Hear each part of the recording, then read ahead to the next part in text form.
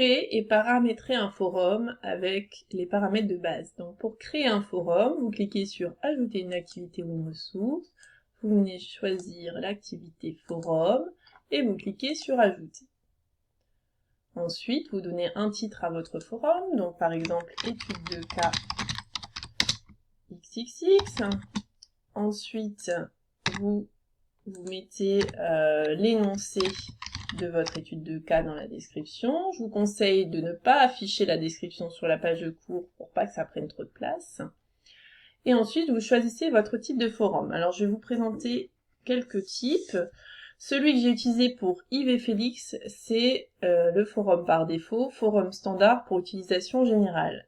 C'est-à-dire que quand j'ai ajouté mes 3 questions sur lesquelles je voulais que les apprenants réfléchissent, eh bien dans l'affichage du forum, il faut cliquer sur la question 1 pour voir ce que l'ensemble des apprenants a répondu.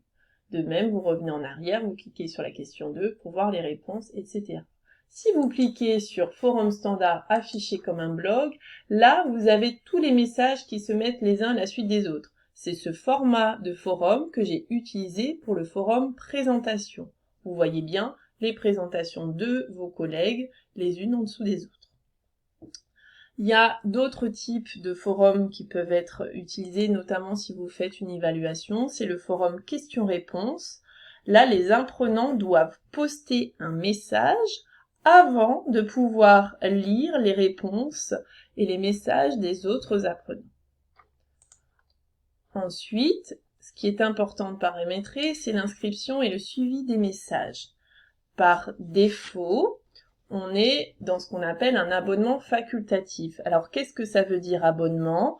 Quand on parle d'abonnement et qu'un utilisateur s'abonne à un forum, ça veut dire qu'il va recevoir automatiquement par mail une copie des messages qu'il a postés. Donc, par défaut, vous avez dû recevoir, quand vous avez mis un message sur le forum de présentation, un mail qui reprend le message que vous avez posté, et en bas de ce mail, on vous offre la possibilité de vous désabonner du forum ou de cette discussion. C'est-à-dire de ne plus recevoir les mails si des gens répondent à ce message. Ensuite, vous avez une possibilité d'évaluer sur le forum. Alors, par défaut, c'est pas d'évaluation, mais vous pouvez faire par exemple une évaluation des messages postés par les pairs. C'est-à-dire que si vous prenez moyenne des évaluations ici, eh bien, ça sera la moyenne de toutes les évaluations données à un apprenant pour ces messages sur le forum par les par les pairs, les autres apprenants. Donc, vous pouvez choisir votre barème. Par exemple, vous faites une note sur 10.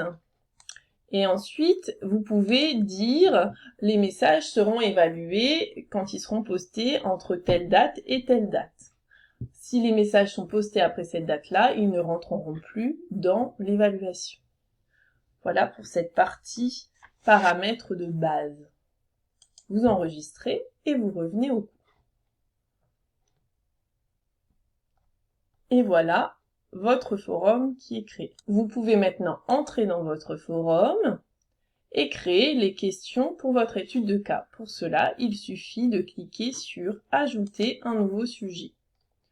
Vous mettez la question 1, par exemple, et vous mettez « Que pensez-vous » etc.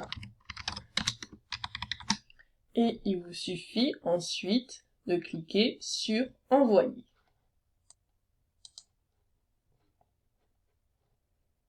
Et voilà votre première question qui est créée.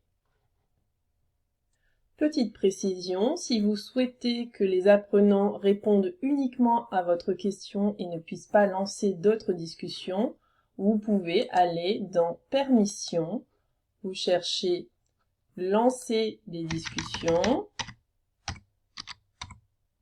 et là vous cliquez sur la poubelle pour que l'auditeur ne puisse plus lancer des discussions.